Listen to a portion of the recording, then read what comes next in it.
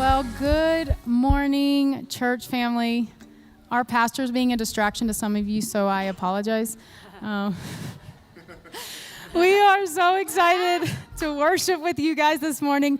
So if you would stand with us and let's get to it.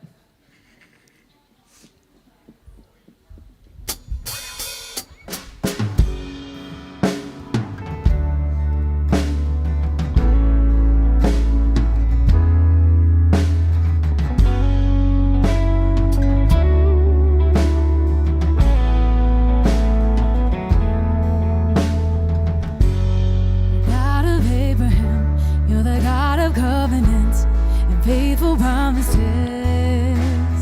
and time again, you have proven you'll do just what you said.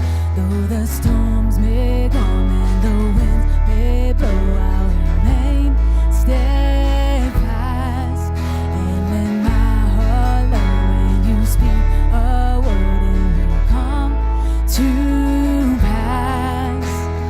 Great is your faithfulness to me. Let's tell him. Great is your faithfulness to me. From the rising sun to the setting sun, I will praise your name. Great is your faithfulness to me. God from age to age, though the earth may pass away, your word remains the same. History can prove there's nothing you can do. You're faithful and true. Though the storms may come and the winds may blow, I will remain steadfast and let my heart learn when you speak a word and it will come to pass. Great is your faithfulness to me. Great is your faithfulness to me. From the rising sun to the setting sun, I will praise your name. Great is your faithfulness to me. I put my faith in Jesus, my anchor to the ground, my hope and firm foundation. He'll never let me down. I put my faith in Jesus, my anchor to the ground, my hope and firm foundation. He'll never let me down. I put my faith in Jesus, my anchor to the ground, my hope and firm foundation. He'll never let me down. He'll never let me down. Let's sing it. Great is your faithfulness to me. It is. Great is your faithfulness to me. From the rising sun to the setting sun, I will praise your name. Great is your faithfulness to me. Great is your faithfulness to me. Great is your faithfulness to me. From the rising sun to the setting same, I will praise your name. Great is your faithfulness to me. Go ahead, you can greet somebody next to you, and then you may take your seat.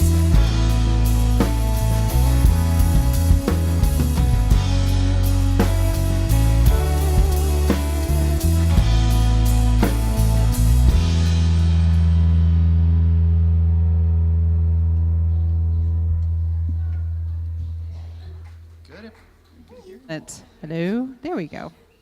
I am so glad to hear it. We are so glad that you are here at 9:36 this fine Sunday morning. If you thought you were early for the 10 o'clock service, congratulations, you were just on time for the 8:30. My name is Stacy, and I am the children's pastor here at the Orchard, and we are so glad that you have chosen to spend part of your Sunday with us. You may be sitting in a seat or have moved a box because you thought somebody was sitting in the seat and you're like, they're not here, I'm taking it.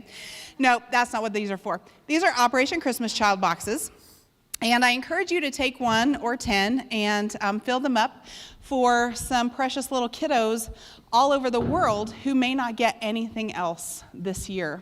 This is a way that we can share God's love with people that we don't even meet. I encourage you to, again, grab a box, but I want you to pray over it before you bring it back. Donation drop-offs are November 20th, so that's 3 weeks from today. No, 2 weeks from today. Whew, my goodness gracious. So please pack a box and bring it back. Another thing that I want to draw your attention to in the bulletin is One Church. What is One Church? I am so glad you asked. One Church is a night of worship where the entire church gets to come together. You know, we have 2 services, and you may not see people who come to the 10 o'clock. Well, if you all come, we'll feed you dinner. You come in here, we'll have some praise and worship, and Pastor Daniel will deliver an inspiring message, I am sure. So please come. It is on November 17th. It's in your bulletin if you need more information. I want to thank you all for fueling our vision to love God and love people, because without your generosity, we would not be able to do all of the amazing things that we do in our community, especially this time of year. So you may be wondering, how can I fuel that vision? We have offering boxes on the doors or by the doors as you exit. You can also give on the app or online, however you would choose to do it. I just want to say thank you from everyone here at the Orchard for that generosity. Would you all please stand while we continue worship?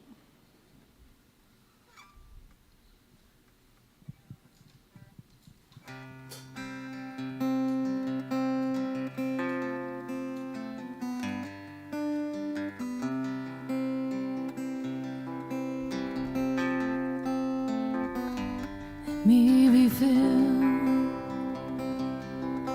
with kindness and compassion for the one for whom you loved and gave your son for humanity. Increase my love and help me to love with open arms like you do. A love that erases all the lines and sees the truth. Oh, that when they look in my eyes, they would see you. And even in just a smile, they would feel the Father's love. Oh, how you love us. From the homeless to the famous and in between. You formed us, you made us carefully. 'Cause in the end, we're all your children. Help me to love with open arms like you do. A love that erases all the lines and sees the truth. Oh, that when they look in my eyes, they would see you. And even in just a smile, they would feel the Father's love.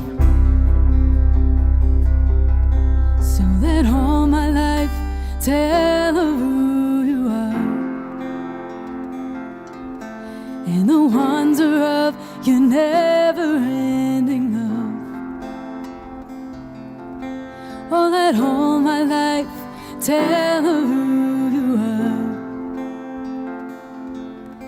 That you're wonderful and such a good Father. So let all my life tell of who you are.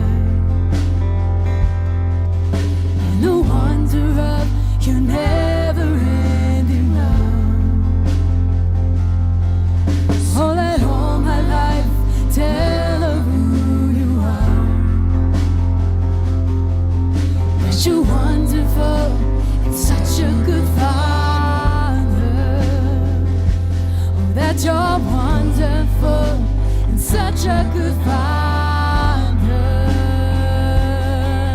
Oh, help me to love with open arms like you do.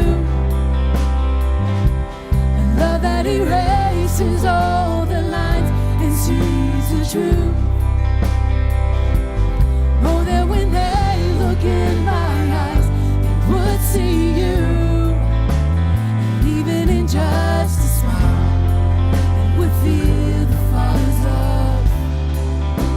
And even in just a smile, they would feel the Father's love.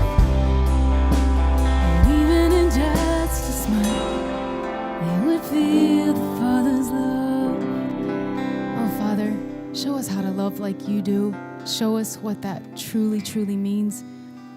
Father, we want to open our hearts and our ears to you this morning to receive everything you have for us. God, we love you, and I pray this in your Son's name.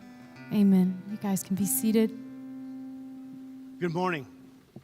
Hey, so glad you guys are here. If you are new with us, we have been in the middle of a Genesis series, and we've been in the life of Joseph, and there's a lot that you have missed out on, but my attempt every week is, whether you've been with us for the past year or this is your first week, I believe God has something for you today. And I'll say it once again, we keep the main thing here, and that's Jesus Christ above all things. And not only that, we acknowledge, and we prayed up here as a team, Micah, her team, and myself, and all the production, we prayed and acknowledged once again that we just aren't gifted or good enough to change anyone's life. We have to have Jesus at work. And so I'm going to preach a message, but I'm going to trust that he is going to move and speak and translate these words to your heart, because he has something for you today. We're in the life of Joseph. Super quick recap. Joseph was the golden boy, 17-year-old, multicolored robe, daddy's favorite. His brothers got jealous. They threw him in the pit where he was going to die. They took him out and they human trafficked him. They sold him into slavery. He left everything behind. Everything was gone to him. His father thought he was dead. He was a slave, and he worked for Potiphar in a job that had no purpose. Then he resisted temptation and cast into prison for a crime he didn't commit. And there he sat in prison, and we looked at last week where the cupbearer the cupbearer of the king, one of the officials, was sent to prison, and Joseph interpreted a dream by God's power and said, you're going to get out of here in 3 days, and when you get back to Pharaoh, remember me. Remember the goodness I've given you, and tell Pharaoh and get me out of here. When you get out, get me out. And we stopped last week with the one verse where it says, 2 full years later. After the cupbearer left, it was still 2 more years of just being in prison. And prison always lasts, the prisons of life, those dungeons, those times where we are trapped, they always last longer than we want them to. And what I want to focus on right here for a second is that Joseph is suffering. He's a prisoner in the king's dungeon. And likely, for all he knows, this is the rest of his life. He doesn't know that he can go to the next chapter and see what's going to happen. One of my favorite theologians of all, A.W. Tozer, talks about suffering in life and how God uses it to make us people of great character. And Tozer says this: God brings us through these trials, through these trials as preparation for greater use in his kingdom. As a loving father, I'm going to say something today. God cares more about your character than your happiness. And for some of us, that's hard to imagine. But let me just put it in context. I would rather my children, my 2 kids, have great character than be happy. You see, happiness is a temporary condition of getting what you want when you want it. The character is a forge that you can choose joy and you can choose peace even when you're not getting what you want. And God cares more about our character than our happiness. And honestly, if we're honest, we would rather skip all the lessons and just get the character. I mean, if we're going to go through some trials, what do we want? I want to choose what it is. I want to choose how long it is. And I want to choose the intensity of it. I want the wisdom. I want the character. I want the experience and faith that come through dark seasons, but just without the brokenness and the tears. Give me the goodness that comes out of being prepared in the pit and the prison. Give me the results, but don't give me the experience. For all Joseph knows, the hell he's experiencing, this is all there is to it. And in your life, you may be in a place where you're wondering the same thing. How long is this going to last? How long will I be in this season where things are withheld from me? or I'm not getting what I desire most, or I'm being stricken physically, or whatever it would be in your life. How long is this going to be? But as Tozer and many sages have said, God often does his deepest work in the darkest seasons. Joseph had grand dreams, big dreams. Remember, he told everybody his dreams. But where are they now? They're shattered. And Larry Crabb, in his book, Shattered Dreams, he says, shattered dreams are never random. Shattered dreams are never random. They're always a piece of a larger story. And the Holy Spirit uses the pain of our shattered dreams to help us discover our desire for God, to help us begin dreaming the highest dream. There are ordained opportunities for the Spirit to first awaken, and then satisfy our highest dream. Joseph's dreams have been shattered, but God is forging the highest dream in him through this time. Yes, even in prison, even in the pit. It's a dream that has less to do with others bowing before him, as he used to tell his brothers. And it's a dream about being a man of faith who can walk with God, whether he's wearing a royal robe or slave's rags. And what Joseph is going through in all of this, the story that God is writing for him, although it's so interesting, we have to see that it's not unique. You may have found your life in his story the last few weeks. We have all lived as Joseph lives. You have seasons of hardship and darkness. You've either been through them or you're in them now. And also, let's look at some people in this book. George MacDonald says that he goes, most of the Psalms was conceived in the wilderness. Most of the New Testament was written in a prison. The greatest words of God's scriptures have passed through great trials. The greatest prophets have learned in suffering what they wrote in their book. So take comfort, Christian. When God is about to use a person, he allows them to go through a crucible of fire. The question is, when life gets difficult, when we go through these seasons of darkness, when dreams are broken by others' decisions and we're left with, like we don't ask for these things oftentimes. Like I talked last week, some of these prisons are ones that we put ourselves in, some pits we dig for ourselves and jump in, but whatever the condition of your pit or your prison, what is it that God is forging in us through these seasons? What is it God wants? What is God's goal of building in us and breaking off us? The ultimate question, what is God looking for? Well, he's building people who will look more like him, who will love like him, who will lead their families and businesses like him, who will see other people the way he sees them, who will speak like he does, who will give like he does. God is looking to build people who will look more like him. And we are seeing in Joseph's life, what we're seeing is this transformation of this cocky boy to a young man who looks a lot more like the God he refuses to lose faith in. So now let's jump into Genesis 41. There's a lot of text today. I'm going to read it kind of fast. If you miss some of it, there's another service. 2 full years later, Pharaoh dreamed that he was standing on the bank of the Nile. Pharaoh's dreaming this dream. In his dream, he saw 7 fat, healthy cows come out of the river and begin grazing on the marsh grass. Then he saw 7 more cows come up behind them in the Nile, but these were scrawny and thin. These cows stood beside the fat cows on the riverbank. Then the scrawny, thin cows ate the 7 healthy fat cows. At this point in the dream, Pharaoh wakes up. That's quite a dream. That's cow on cow crime right there. He fell asleep again. He went back to sleep, okay? He had a second dream. This time he saw 7 heads of grain, plump and beautiful, growing in a single stalk. 7 more heads of grain appeared. They were shriveled and withered by the east wind.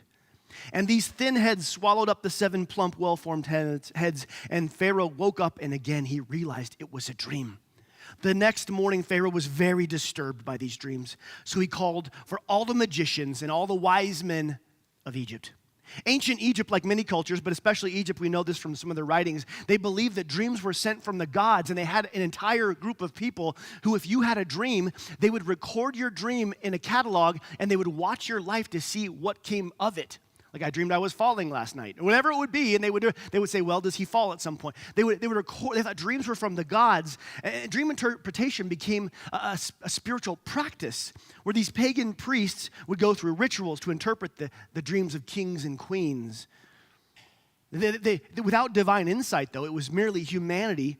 It was guessing at what could be. It's like horoscopes of today. a person trying to divine what will happen in my life and millions of other people's lives that share my birth month because Jupiter's in retrograde or Gatorade or something. Pharaoh would have an entire group of people, an entire group of magicians and pagan priests who would give their wisdom on these things. But this dream is so specific and it's so emotionally powerful for Pharaoh that their interpretations either aren't cutting it or they just can't even begin to tell him the seven, and they have no idea. When Pharaoh told them his dreams, none of them, not one of his magicians or wise men, none of the wisest people in the nation could tell him what it meant. And so Pharaoh was troubled, and he ought to be, because Egypt's wealth and dominance hinge on the wheat crop and on cattle. Those are the two topics of his dream.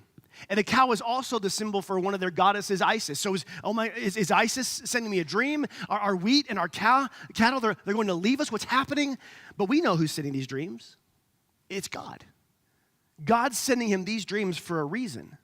You see, God is making a way for someone. God's working in high palaces to open doors for a person he's been preparing in a low prison. And God still does this. He's still doing this today in your life.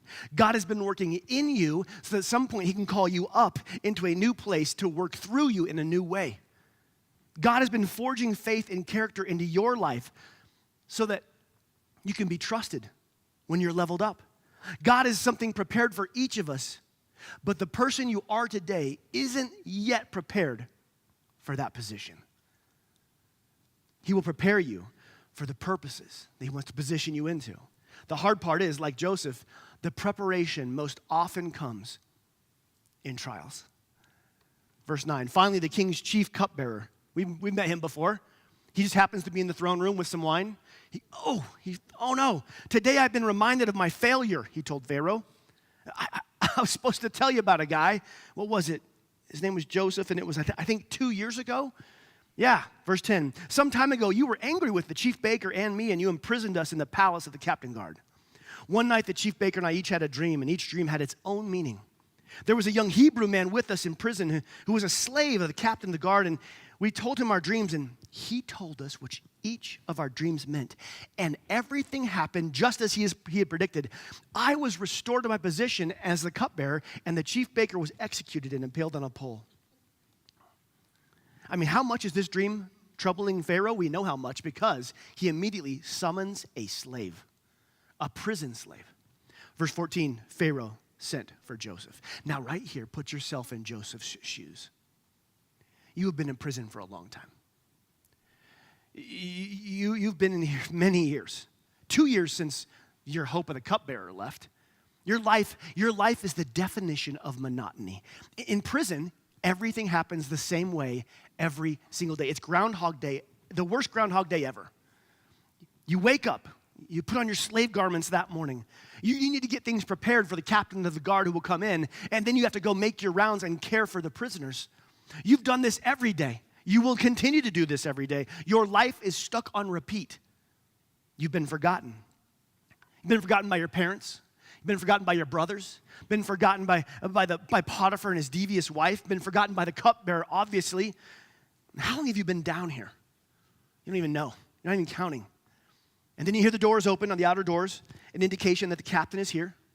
But when the inner doors open for the first time in a long time, something new is happening, something out of the ordinary. Pharaoh's guards show up and they call your name. The king demands your presence. Likely earlier in the morning after Pharaoh woke up and gathered everybody, mid-morning, I guess, I don't know. The king desires your presence. You woke up that morning without any indication that your time in prison was over. Seasons change that quick when God changes the scenery. And now you're being escorted out of the dungeon you called home in God's timing. Verse 14, Pharaoh sent for Joseph at once, and he was quickly brought from the prison. Pharaoh doesn't want to wait on a slave. After he shaved and changed his clothes, he went and stood before Pharaoh. He shaves and he gets new clothes. Obviously, his slave clothes, his prison rags are not worthy.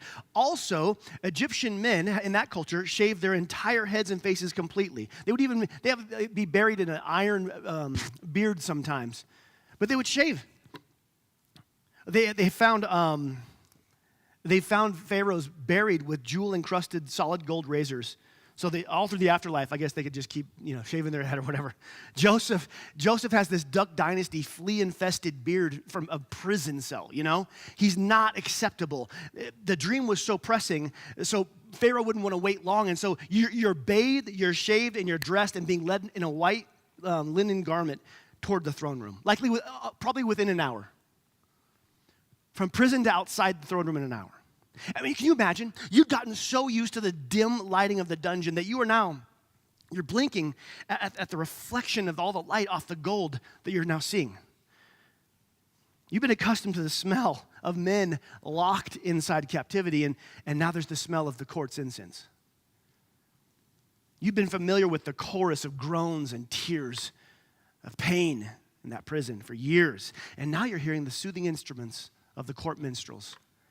In a whirlwind, you're entering the throne room of the most powerful person on the planet. And there at the end of the golden path, on a throne, sitting on it, looking at you, waiting for you, is Pharaoh, the king, who's believed to be a god in human form.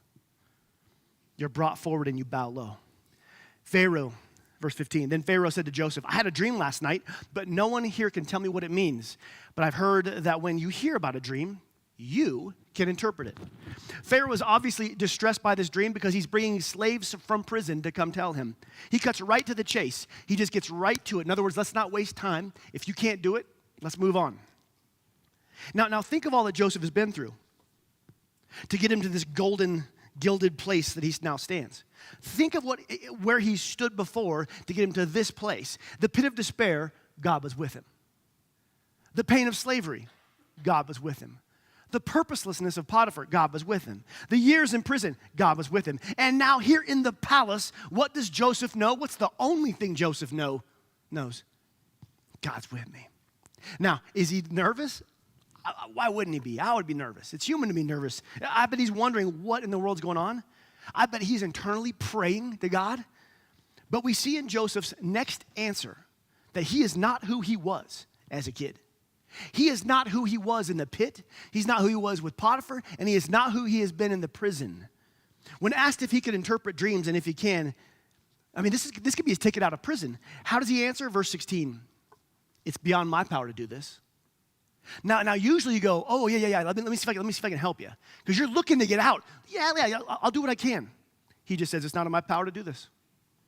But God can tell you what it means and set you at ease. Notice his answer. He doesn't take his one opportunity in front of Pharaoh to go, now while I have you here, I'm not even supposed to be in prison. I got some things I want to work out. He doesn't plead his case. He's humble. He says, it's not me. It's not in my power. But he's bold. He's bold in a very interesting way. He says, it's God. He's saying this to the most powerful man on the planet who's considered a god. Do you see the boldness? You, the God King, need help that a true God can answer. There's a strength that a Jesus follower has when they know who they are, when they fully believe and trust that God is with them and that they are loved. There is a security for a person who's rooted and standing in faith that the world cannot rattle. Joseph is secure in this moment, even though he is a stranger in a strange land, a slave prisoner who's standing before a God King. So you see, security comes from intimacy with God. Security comes from our intimacy with God. Joseph's time in the pit, he cried out to God in great need. During his time working in a job he didn't even want under Potiphar, God was with him. And Joseph learned that it wasn't his own self he should have faith in, it was God. When faced with temptation, he stood in security, knowing that God wanted him how God wanted him to behave, and he resisted. And when thrown into prison for a crime he did not commit, perhaps the only thing he had to hold on to was who God was and who he was in God's eyes. Security. And now here he stands before the eyes of the king. But Joseph knows who he is, and he knows whose he is. Joseph knows that it is God who sits on the throne. Joseph knows it is God who truly has the power that even this person doesn't have.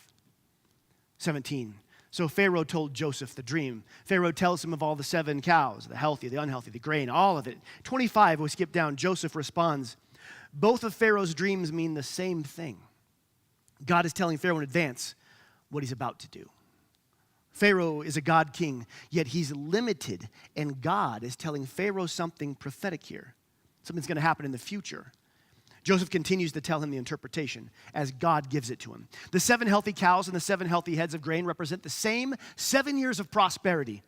The 7 thin and scrawny cows that come up later and the 7 thin heads of grain, withered by the east wind, represent the 7 years of famine. This will happen just as I have described it, for God has revealed to Pharaoh in advance what he's about to do. The next 7 years will be a period of great prosperity, amazing prosperity through the land of Egypt. But afterward, there will be 7 years of famine so great that all the prosperity will be forgotten. Famine will destroy the land. This famine will be so severe that even the memory of the good years will be erased. As for having 2 similar dreams, it means that these events have been decreed by God, and he will soon make them happen. Joseph was given divine interpretation as God granted him insight and knowledge. But we notice something that next, Joseph switches from a divine interpretation to divine wisdom, which God has also given him as he begins to advise Pharaoh. Therefore, now we're off interpretation into wisdom, Pharaoh should find an intelligent and wise man and put him in charge of the entire land of Egypt.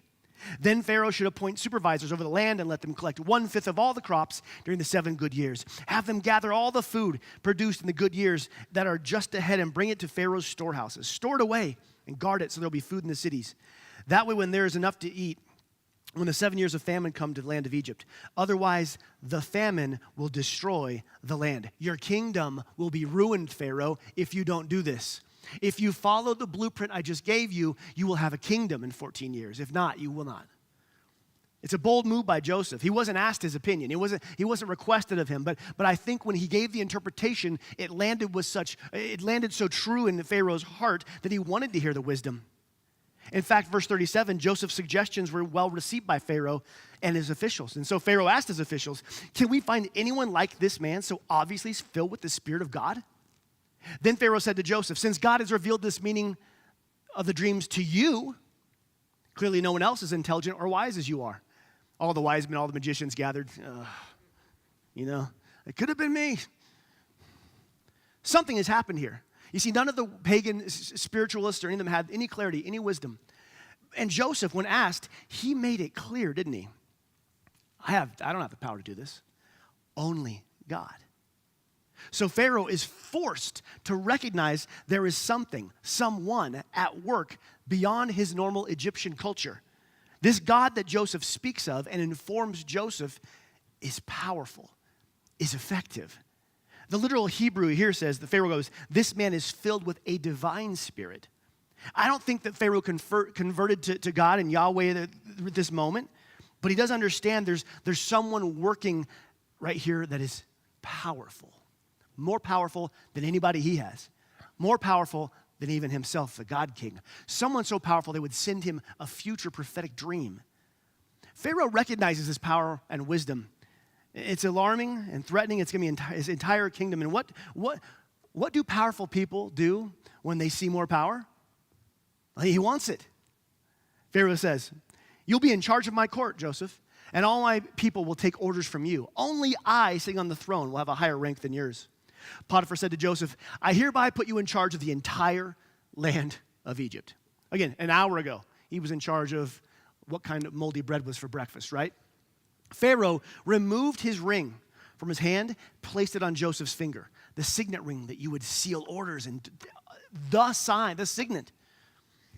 He dressed him in fine linen clothing and hung a gold chain around his neck. He had Joseph ride in the chariot for his second in command. Wherever Joseph went, the command was shouted, kneel down. So Pharaoh put Joseph in charge of all of Egypt. And Pharaoh said to him, I am Pharaoh, but no one will lift a hand or foot in the entire land of Egypt without your approval. Joseph was in prison an hour ago, forgotten, stuck.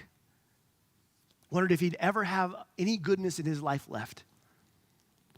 And while God was preparing Joseph in the pit, and with Potiphar and the prison, God, the waymaker, had been bringing his purposes and his ways into position in the palace. And at just the right time, when Joseph was ready, when Joseph was prepared, and when the circumstances were the most pressing, God leveled Joseph up to a new purpose with a new position. Joseph goes from prison to palace. He goes from iron manacles to gold bracelets, iron collar around his neck to iron necklaces, from prison slop to the king's table. I mean, from dim-lit rooms and a hard floor to sleep on to Egyptian sheets. I mean, the change is amazing here. Joseph gave God credit before this happened because Joseph had been prepared. He had landed in faith and knew that only God could do it. Joseph knows who raised him to this place in the palace. He's not believing that it's luck or like somehow, hey, I was good enough, I got myself here. Joseph knows. Because Joseph got to know God when he was a tear-streaked teenager in a pit, losing his voice, yelling for his brothers to save him, pleading with God to rescue him. Joseph got to know God when he was shackled in that caravan and watched his homeland disappear behind him. Joseph got to know God when he was working for Potiphar, who he thought he had no purpose and a job he never wanted. Joseph got to know God when he was falsely accused and cast into prison. Joseph got to know God when prison lasted longer than he thought he could bear. You get to know God in the pit in a way you never know God on a couch. You get to go know God in a deep way in the prison that you never get to know God in the palace. You get to know God's heart when you're sick in a way that you never get to know God's heart when you're just successful. You get to know God in the dark valley in a way you don't get to know him on the summits. I've come to know God in some ways in my own life when I was on my face, just crying into the carpet. Carpet burns on my gums, just yelling, just broken.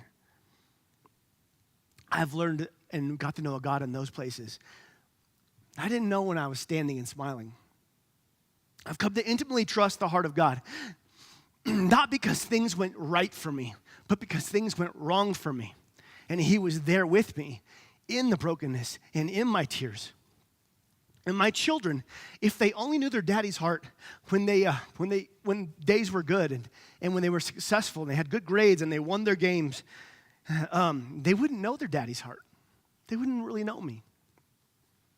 But when life hurts them, when they lose, when they're mocked, when they're sick, when I hold Selah's little tear-streaked face in my hands and I speak lovingly to her, or I scoop my son Elijah into my arms and just hold him, my children will know their daddy's heart in a way that no one else gets to.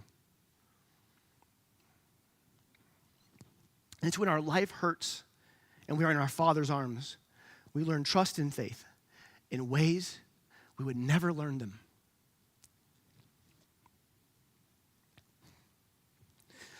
The pit is a blessing as it forms intimacy with God. Working for Potiphar is a blessing as it builds grit and trust in God and his plan. The prison is a blessing because it builds and forms deep faith in God. We learn to lean on God in the prison in a way we don't even have to in the palace. Joseph dreamed big dreams that God placed in his heart. But Joseph had to grow into the type of man who could stand in the palace and live those big dreams. And God had to prepare him for that place.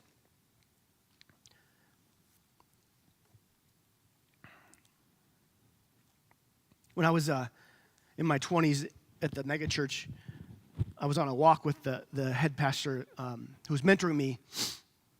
And we were walking around this big campus. And it had, Georgia has lots of hills, and so we're walking over the kudzu, the hills and stuff, and we come back over the hill, and below us is the campus, this big church. And he says, someday God's going to give you a church, but when he does, he's going to make sure you don't need it. Now, I didn't know what he meant. I was like, okay, sure. But God has a way of breaking things off us, preparing us for places. So then you get there, you can say, it's not my power, but it's God in me. Joseph thought this was all a curse, but it was a calling. And you may think that what you're going through is too much, but it's leading to a whole lot more. Verse 45, so Joseph took charge of the entire land of Egypt. Let that sentence sink in. After all we've seen of him, Joseph took charge of the entire land of Egypt. This slave, foreigner. But it's the next verse. Don't put it up until I read it. I want to focus on. Because we've been following Joseph for weeks now. We first met him as this dream-filled, cocky 17-year-old, and then the pit, and then Potiphar, and then prison. And as we've discussed, those seasons in Joseph's life were breaking him and building him. But how much breaking? Like how much building? How long in the pit? How long did he work for Potiphar? How long in the prison? He was 17 when he was first cast down. And the next verse says, Joseph was 30 years old when he began serving in the court of Pharaoh, the king of Egypt. 30. You see, we want our character lessons microwaved, quick and painless. Some of those need a pressure cooker. Left to our routines and ruts, left to our comfort zones, we can just get stagnant. Remember, God is more interested in our character than our happiness. And there are seasons of life we must admit, and maybe you're one now, that I'm not happy or I wasn't happy. But when you look back at those seasons, can you see that the pit and that job and that prison, you were changed through those? And use that as evidence to know that God is continuing to prepare you and change you for what he has in the future. You see, often there is a grit and a holy fortitude of faith forged in people's life who go through things like Joseph, and that's you. James, the brother of Jesus, puts it this way. Dear brothers and sisters, when troubles of any, it's an important word, when troubles of any kind, insert all your troubles, come your way. When, not if, by the way. Consider it an opportunity for great joy. I'm sorry, what? Why would a trial be an opportunity? For you know that when your faith is tested, your endurance has a chance to grow. So let it grow. For when your endurance, when your faith, when your perseverance, when your holy grit is fully developed, you will be perfect and complete and mature, needing nothing. What's the point today? You may be in the pit, and God is with you.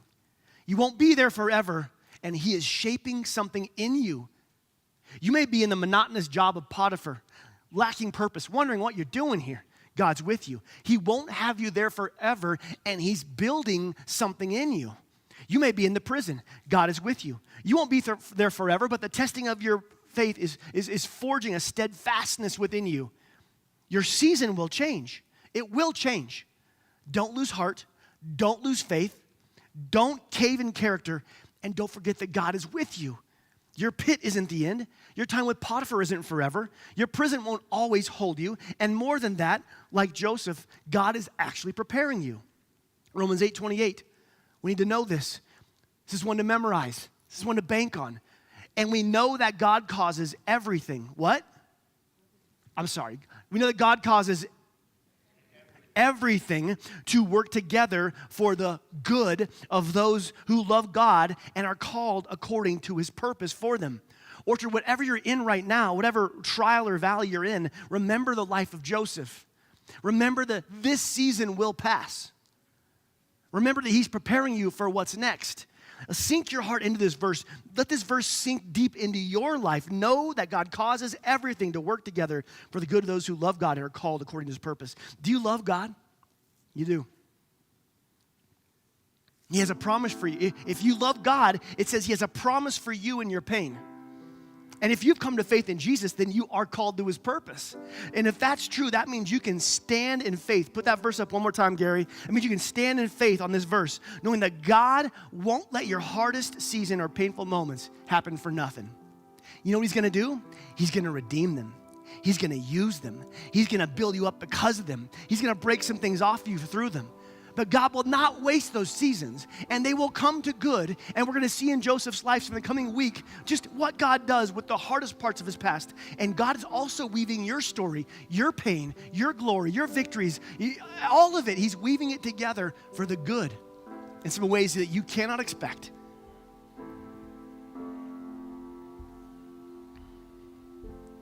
Whatever season you're in today, you can be assured that God, the way maker, is not only making ways in you, preparing you, but also he is at work ahead of you. He is at work ahead of you for the next season that he's preparing you for. I don't know what it is. You don't know what it is yet. But all we want to do is get out of this season. But oftentimes we need to get something out of this season for the next one. He is the way maker. He is working in positions and places way above us and way ahead of us. And when we're ready, we'll move into those. Do you trust him? Do you trust his plan? In your prison, in your pit, in your purposeless Potiphar job, do you trust him? He's the way maker and he's moving. God Almighty. Joseph had no clue what you were doing above him. He only knew what you were doing in him. And Father, he could look around those prison walls, that dungeon, and say, this is not what I want.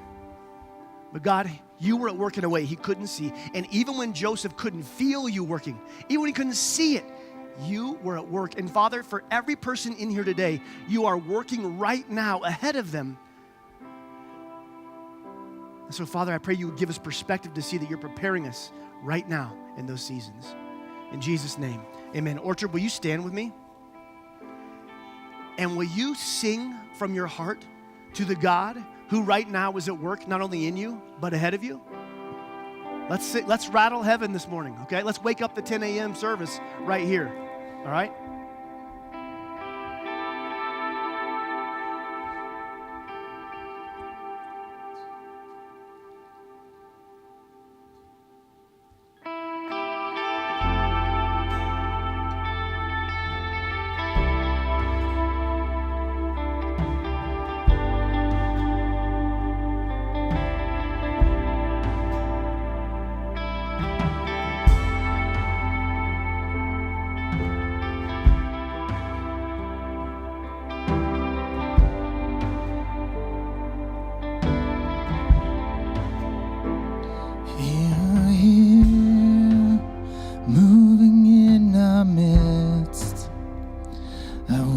worship you, I worship you. You are here, working in this place. I worship you, I worship you. Join with me. You are here, moving in our midst. I worship you, I worship you. You are here, working in this place. I worship you, I worship you. You are waymaker, miracle worker, promise keeper, light in the darkness. My God, that is who you are. You are waymaker, miracle worker, promise keeper, light in the darkness. My God, that is who you are. You are here, touching every heart. I worship you, and I worship you. You are here, healing every heart. I worship you, I worship you. You are here, mending every heart. I worship you, I worship you. You are here, turning lives around. I worship you, yeah, I worship you. You are waymaker, miracle worker, promise keeper, light in the darkness. My God, that is who you are. You are waymaker, miracle worker, promise keeper, light in the darkness.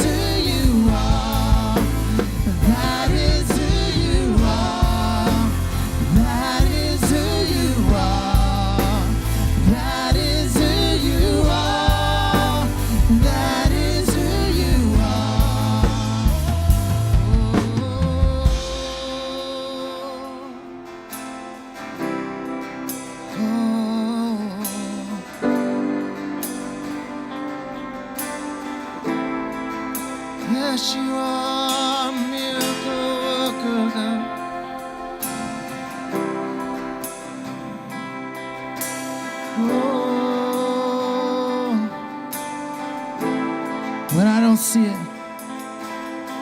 Even when I don't see it, you're working. Even when I don't feel it, you're working. You never stop working. You never stop working. Even when I don't see it, you're working. Even when I don't feel it, you're working. You never stop working. You never stop working. Even when I don't see it, you're working. Even when I don't feel it, you're working. You never stop working. You never stop working. Even when I don't see it, you're working.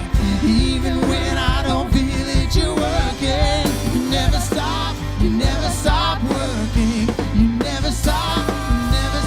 Oh, waymaker, miracle worker, promise keeper, light in the darkness, my God, that is who you are. You are waymaker, miracle worker, promise keeper, light in the darkness, my God, that is who you are. That is who you are. That is who you are. That is who you are. That is who you are. 'Cause that is who you are. That is who you are. That is who you are. That is who you are. You are waymaker, miracle worker, promise keeper, light in the darkness, my God, that is who you are. Oh, you are waymaker, miracle worker. Raise your voice. Keeper, light in the darkness, my God, that is who you are. And he made the ultimate way through Jesus, his son, who came and lived and died, was put in a grave, and rose again. And he is the way maker who turns graves into gardens, who takes our sin, transforms it into his glory. He is the ultimate way maker to the Father. And so as we sing this next song about a God who continues to reveal and make ways, what is it you're dealing with this morning? What do you need prayer for? I'd love to pray for you. We'll have some of the elders maybe up front over here. I'll be over on this side. I would encourage you not to miss these opportunities. If you need or want prayer for something in your life specifically, if you want God to make a way in that place, come get prayer from one of our elders, from one of my families, or myself. But let's sing this song and thank God for Jesus, the ultimate way maker, who turns graves into gardens in our life.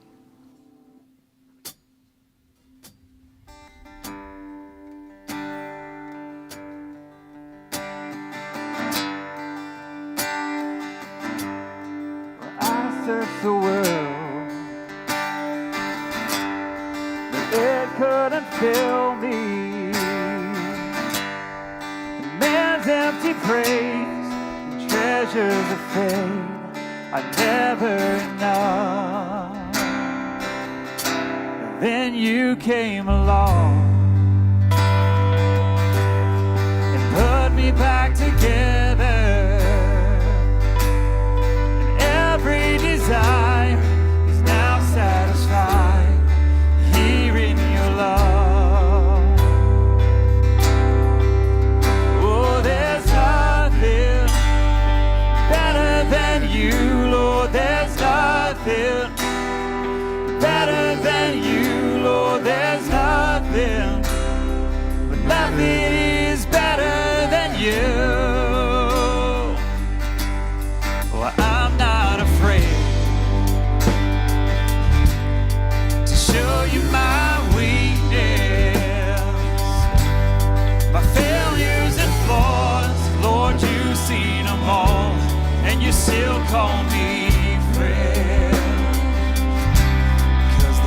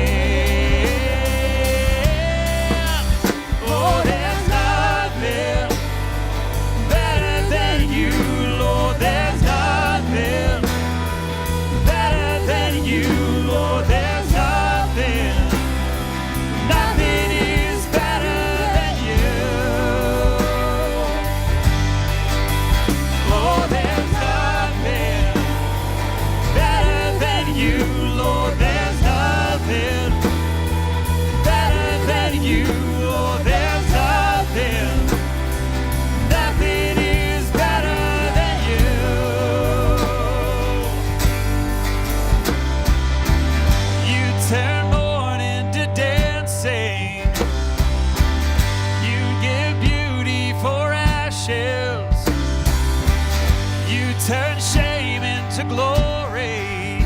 You're the only one who can. You turn mourning to dancing. You give beauty for ashes. You turn shame into glory. You're the only one who can. You turn graves into gardens. You turn bones into armies. You turn seas into highways. You're the only one who can. You're the only one who can. Oh, there's nothing better than you, Lord. There's nothing better than you, Lord. There's nothing. Nothing is better than you.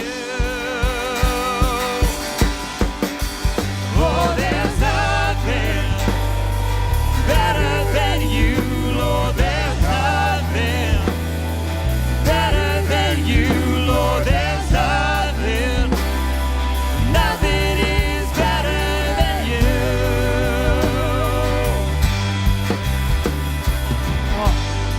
There is nothing better in this world than our God, because He made it. He made you. He made you for a purpose. He made you for a reason. He deployed you where you are, how you are, surrounded by who you're surrounded by, to bring glory to Him, to keep Jesus the main thing. And so let me pray a prayer of blessing over you. Father, I pray for everyone here listening. I pray, Father, for anyone who is in the pit with Potiphar, in the prison. I pray in the name of Jesus that you would show them your presence, that you were with them. I pray, Father, you would reveal to them that you're preparing them for something. And God, I pray for Orchard. I pray you would bless these people. I pray, Father, that the Orchard people would be influential and successful, that you raise them up to amazing places in this community so that we can declare Jesus Christ above all things, and that we would love God and love people. And everyone said, hey, we're not done with Joseph. We got a lot more stuff to go through. I love you guys. Love God. Love people.